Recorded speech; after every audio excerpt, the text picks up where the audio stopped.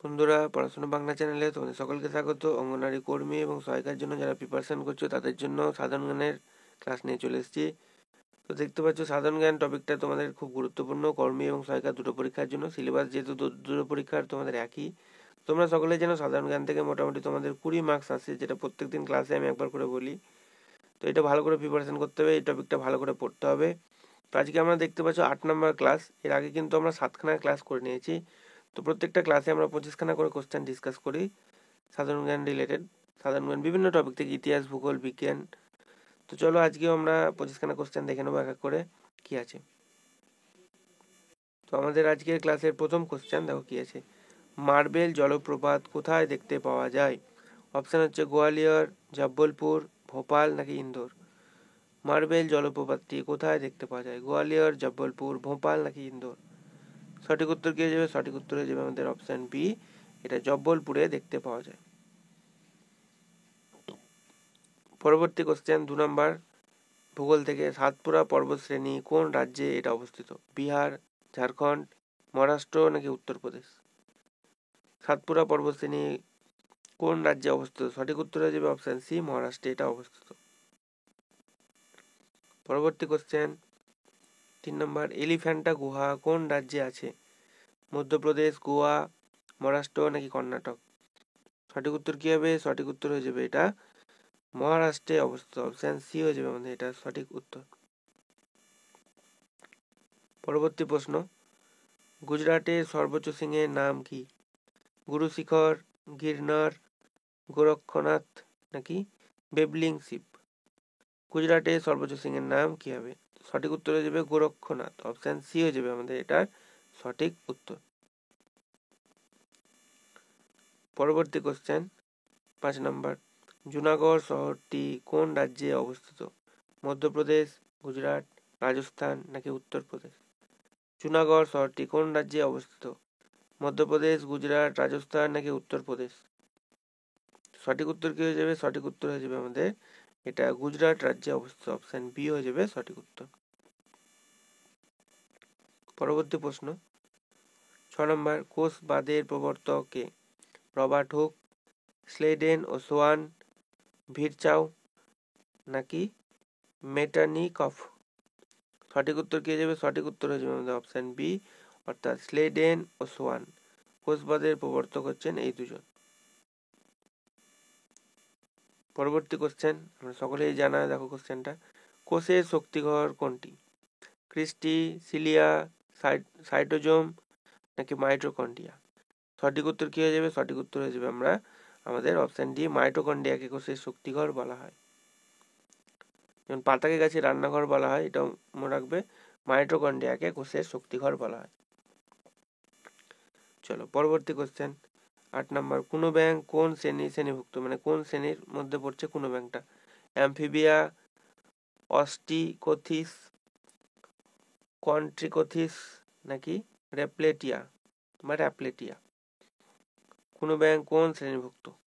সঠিক উত্তর কি হয়ে যাবে? কুনো ব্যাঙ হচ্ছে অ্যামফিবিয়া পর্বভুক্ত বা অ্যামফিবিয়া শ্রেণীর, অপশান এ হয়ে যাবে সঠিক উত্তর। পরবর্তী প্রশ্ন বিজ্ঞান থেকে, দেখো, মানুষের মস্তিষ্কের বৃহত্তম অংশটির নাম কি? মানুষের মস্তিষ্কের বৃহত্তম অংশটির নাম কি? অপশান হচ্ছে সেরিবেলাম, মেডুলা ওবলঙ্গাটা, সেরিব্রাম নাকি ওপরের কোনোটি নয়। সঠিক উত্তর কি হয়ে যাবে? সঠিক উত্তর হয়ে যাবে সেরিব্রাম, অপশান সি হয়ে যাবে আমাদের এটা সঠিক উত্তর। পরবর্তী প্রশ্ন, মৌলরূপে কোনটি তীব্রতম জারক পদার্থ? ক্লোরিন, আয়োডিন, ব্রোমিন নাকি ফ্লুরোরিন। বলো দেখি অ্যান্সার কি হয়ে যাবে? সঠিক উত্তর হয়ে যাবে অপশান এ, ক্লোরিন। পরবর্তী প্রশ্ন 11 নম্বর, কিসের মাধ্যমে রেফ্রিজারেটরে শীতলীকরণ হয়? কিসের মাধ্যমে রেফ্রিজারেটরে শীতলীকরণ হয়? সংনমিত গ্যাসের দ্রুত প্রসারণ, উদ্বায়ী তরলের বাষ্পীভবন, ভেতরে জমে থাকা বরফের দ্বারা নাকি ওপরের কোনোটি নয়। সঠিক উত্তর কি হবে? সঠিক উত্তর হয়ে যাবে আমাদের সংনমিত গ্যাসের দ্রুত প্রসারণের মাধ্যমে রেফ্রিজারেটর শীতলীকরণ হয়ে থাকে, অপশান এ হয়ে যাবে সঠিক উত্তর। পরবর্তী প্রশ্ন জলে তীব্রতম অ্যাসিড কোনটি? দেখো HI, HBr, HF নাকি HCl? সঠিক উত্তর হয়ে যাবে আমাদের HI, অপশন এ হয়ে যাবে সঠিক উত্তর। পরবর্তী প্রশ্ন, রকেটে ডাই অক্সিজেন কিভাবে ব্যবহৃত হয়? রকেটে ডাই অক্সিজেন কিভাবে ব্যবহৃত হয়? জ্বালানি হিসেবে, বিজারক হিসেবে, জারক হিসেবে নাকি অপশন কোনোটি নয় হবে? তো রকেটে ডাই অক্সিজেন জারক হিসেবে ব্যবহার করা হয়, অপশন সি হয়ে যাবে সঠিক উত্তর। পরবর্তী প্রশ্ন 14 নম্বর, সদ্যজাত শিশুর দেহের হাড়ের সংখ্যা কতগুলো? দেখো থাকে সদ্যজাত শিশুর দেহে হাড়ের সংখ্যা কতগুলো থাকে? 280, 230, 206 নাকি 300? সঠিক উত্তর কি হয়ে যাবে? সঠিক উত্তর হয়ে যাবে আমাদের অপশন ডি, 300। ঠিক আছে, 206 কিন্তু হবে না।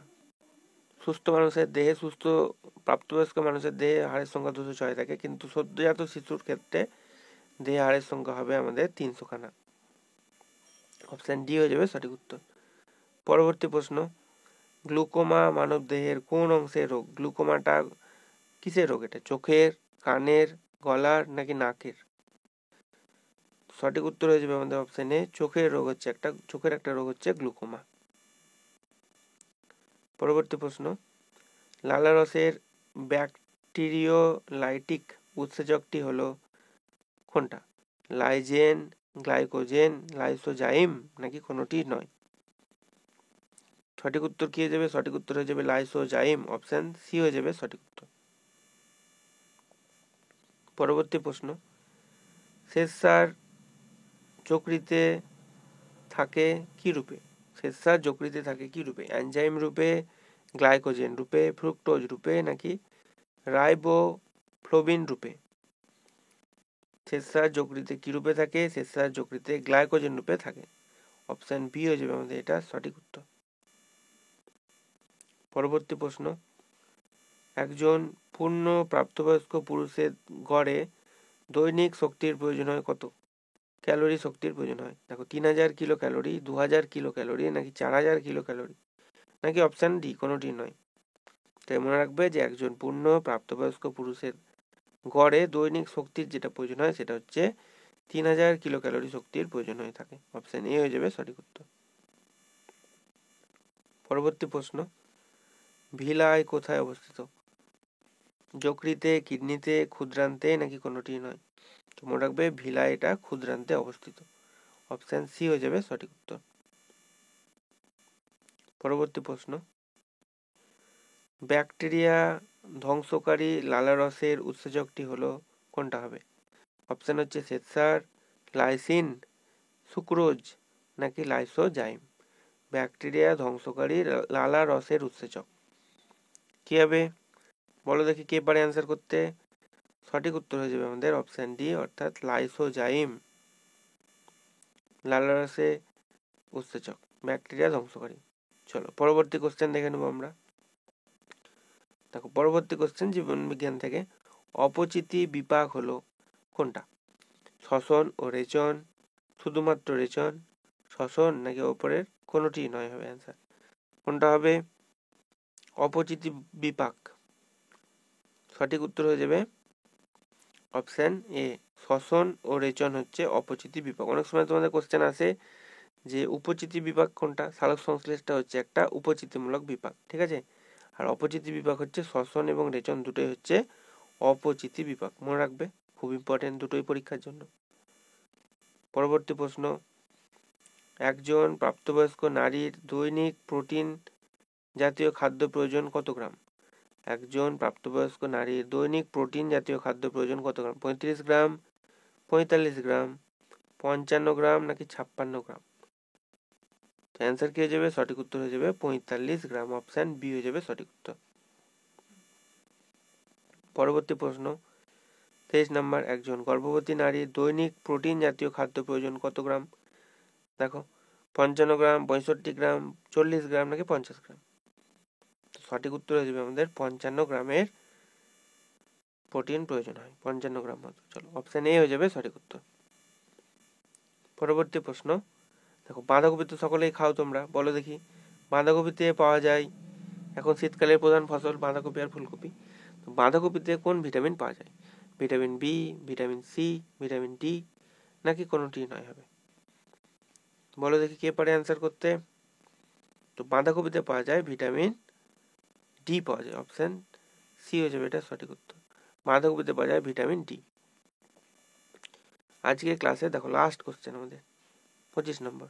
25 নম্বরে চলে এসেছি অঙ্কুরিত ছোলাতে, যেগুলোতে ছোলাতে আমরা বলি যে গ্যাস বেরিয়ে যায় যে ছোলাগুলোতে দুদিন জলে রাখার পরে, তো অঙ্কুরিত ছোলাতে পাওয়া যায় কোন ভিটামিন? দেখো vitamin K, vitamin E, vitamin B, নাকি ভিটামিন সি? বলো দেখি কে পারে। সঠিক উত্তর হয়ে যাবে আমাদের অপশন বি, অর্থাৎ ভিটামিন ই। আগের ক্লাসে দেখো ভিটামিন রিলেটেড আমি এক্সট্রা ডিটেলসে কিন্তু একটা করিয়ে দিয়েছিলাম, তোমরা যদি আগের ক্লাসটি না দেখো অবশ্যই একবার দেখে আসবে।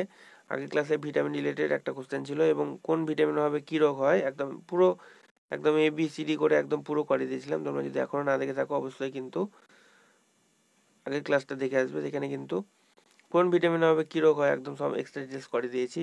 তো আমাদের 8খানা ক্লাস হয়ে গেল, 8খানা ক্লাসে আমাদের 200খানা কোশ্চেন কিন্তু কমপ্লিট হয়ে গেল। যারা আগের ক্লাসগুলো দেখোনি তাদেরকে বলবো অবশ্যই এই ভিডিও ডেসক্রিপশন বক্সে লিঙ্ক দেওয়া আছে, সেখান থেকে তোমরা অবশ্যই প্রিভিয়াস ক্লাসগুলো দেখে এসো।